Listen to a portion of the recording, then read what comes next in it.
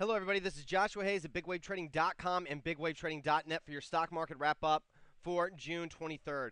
First off, let me say this is pretty bad.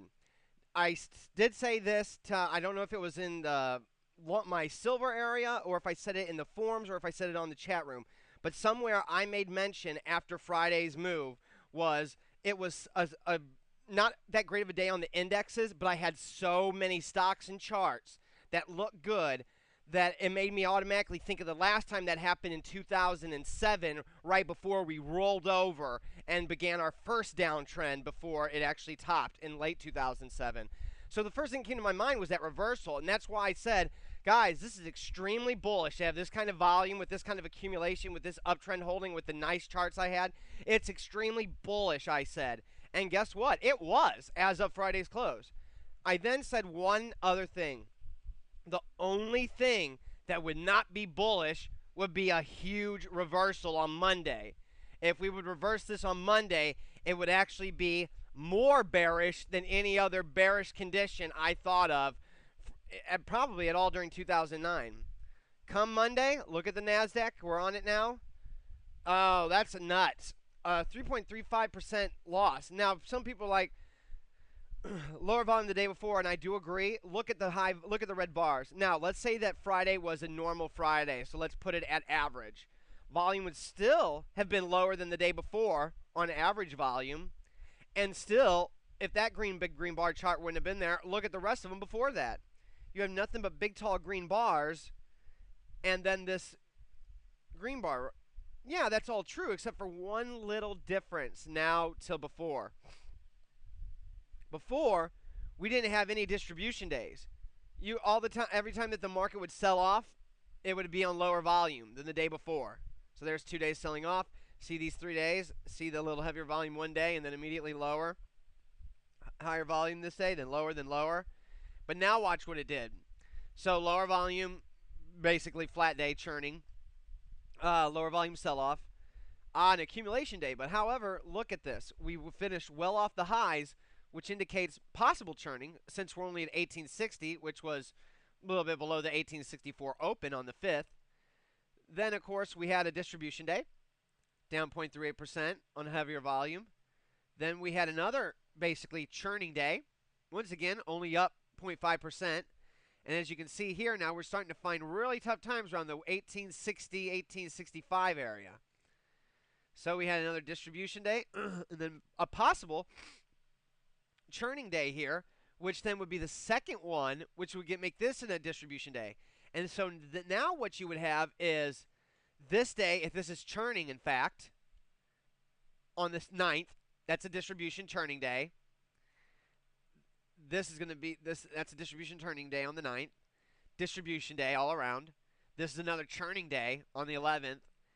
A non-distribution day, and now a distribution day on the 15th, down 2.28% on higher volume. Higher volume again, down 1.1%, another distribution day. Looks like that we're churning again. Look at the intraday range. We came well off the highs to close only in the middle of the range. A possible churning day right there.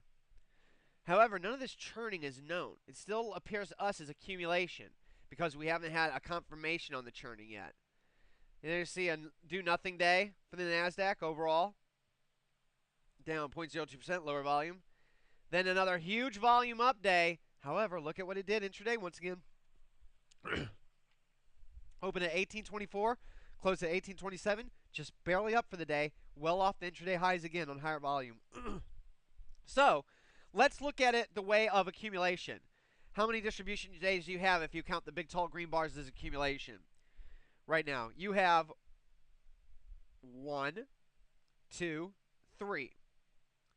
That's not that bad. It's a good amount, but it's not that bad. 1 over here, but you can't use that because we already rallied past that, so you got to start them over here. So if you want to try to use this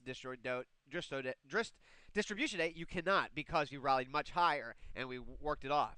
However, now 1, 2, 3, 4. So that's right, 1, 2, 3, 4. 4 distribution days. 4 distribution days in a span of 1, 2, 3, 4, 5, 6, 7, 8 days is not good. Now, let's count these green bars as churning days. Now you have your first day of distribution here after a churning day. So this is going to be 1, 2. This is churning day 3, 4, 5, 6. This is a churning day 6, 7. This is a churning day here. So you have now 7 down days or churning days in the past 1, 2, 3, 4, 5, 6, 7, 8, 9, 10, 11, 12 sessions. In the past 12 sessions, you have 7 distribution or churning days as of now. And now it confirms itself as churning. So the 7 out of 12 is still 7 out of 13 because of the lower volume. But still, this kind of breakdown below this support line here, below this uptrend line here, below this uptrend line here. Look at that. Look at those. Look at all those white lines. Broken, broken, broken. All 3 have been broken today. As you can see, the price are above all of it, so no reason to be bearish yet. Now you can be bearish. So I am turning bearish here. I think this is a significant reversal. What can I expect for some kind of support? Let me see how deep I am in this. 6 minutes, okay. If this index can find support at the 50-day moving average and we reverse tomorrow on higher volume, close at the high day, and are soon making new highs, I'm good. I'm good. My longs will stay my longs, and I'll be a happy camper. However, if we continue to sell off like this through the 50-day moving average, you might as well just get out of everything then. If you still have gains or if your stock still looks okay, because like me after tonight, I'm still going to have a couple stocks long. Why?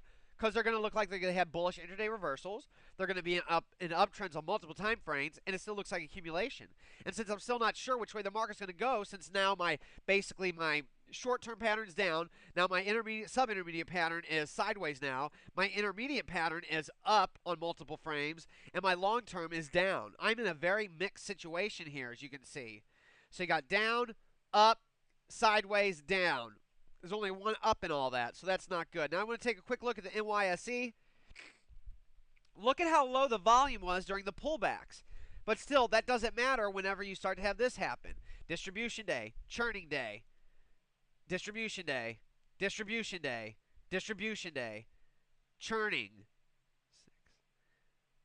And then this day. So you had 6 horrible days, churning or down days, out of 1, 2, 3, 4, 5, 6, 7, 8, 9 sessions. 6 out of 9 sessions, bad selling days. Well, 7 out of 10 sessions now because we're including this day now. So 6 out of 9 really bad sessions recently. And then a breakdown. And the thing that hinted to us, remember what I told you guys? We did back in March. Let me show you. Like, let me think of it. Oh gosh, I got to think of it offhand. One that's not bringing it. Oh well, let's just use this. Okay, well back here in April and May, this is what when the market pulled back. This is what the market looked like. Kirk's, and then let me see. Like, let me go on one that I was up a lot on. Okay, so last time when the market pulled back on the Nasdaq. I'm gonna have to show the rest for our subscribers. So the Nasdaq, whenever it pulled back here in May, or here in early April, whenever it looked like it might be selling off, or right there, look at how my long looked. Max Green Bop or Green Bop? Now look at it. Red Bop. Well, let's think of some leaders right now. Let me think of one that I'm watching that's a short on my short list. Yeah, there we go. BVN, a gold stock. Okay, now back in April and May, look at how April barely fell on lower volume. Now, heavy volume, rolling over, looking quite ugly. Let me think of like another long here. Oh, RIM. Okay, back in March, whenever the NASI dipped down, not too bad, yellow bop. And then look at April. Remember when it pulled back in April? This thing started to rally and still a green bop. Now look at it. Huge distribution, very heavy fall down days, and red bop. And let's look at Microsoft. Remember I told you I didn't like the V? I think I maybe told just subscribers. Well, if you didn't like the V, this is why. Because look, after going in this, there's like one V that I see. Here's another V down there. Here's a V here I see. Here's a V here I see. I just see V's everywhere. So as it breaks down now below this line, that's not good. The only good news is lower volume. Lower volume on the NYSE, lower volume on the NASDAQ, below average. Hopefully it's just a shakeout. But like I said, the individual chart patterns hint that it's not just a shakeout. All right, I'm going to wrap it up there. I'll go over the metals, gold, silver, platinum in video 2, along with our sells. And right now, I don't have any new longs, and I have one short that were already short. So that's good news. And also, the thing is, the last 6 shorts we've taken all have gains. That's a huge, huge hint that the short side's probably the right side all of a sudden again. And this is why I didn't have any perfect charts. This is why Can Slim stocks didn't lead during the rally, because it was just a bear market bounce, and we're now learning that it is. But hopefully this bear market bounce ends soon and can turn into a real bull market, but I don't know. I don't know. We'll be back in part 2 and part 3 to see if what we can find. Aloha.